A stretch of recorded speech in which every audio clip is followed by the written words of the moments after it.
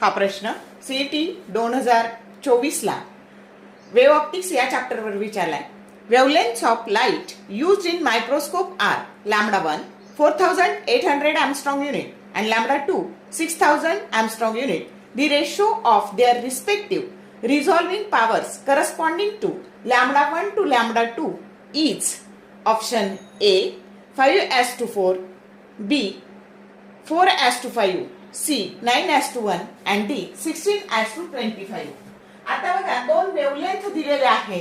Lambda 1 दिलेली आहे आपल्याला 4800 Armstrong युनिट आणि लॅम्बडा 2 दिलेली आहे 6000 Armstrong युनिट आणि त्याचा रिझॉल्विंग पॉवरचा रेशो विचारलाय पहिल्या वेवलेंथचा दुसऱ्या वेवलेंथशी. मग एक सोपं लक्षात ठेवायचं, मायक्रोस्कोप असू दे नाहीतर टेलिस्कोप असू दे, resolving power is inversely proportional to wavelength. Formula लक्षात ठेवण्यापेक्षा एवढं सोपं लक्षात ठेवायचं.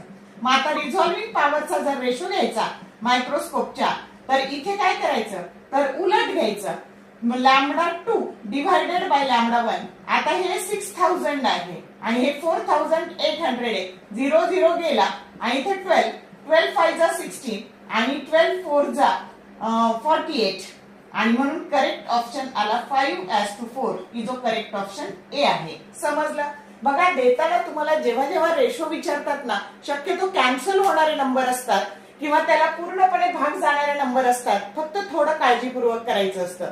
तर असा कमी वेळात छान अभ्यास करायचा असेल तर विंग्स ऑफ फिजिक्स या चॅनलवर तुम्ही जर प्लेलिस्टला गेला तर चॅप्टर वाईज PYQ चे शॉर्ट व्हिडिओ तुम्हाला मिळतील, जे तुम्हाला कमी वेळात छान अभ्यास करण्याकरता उपयोगी ठरतील.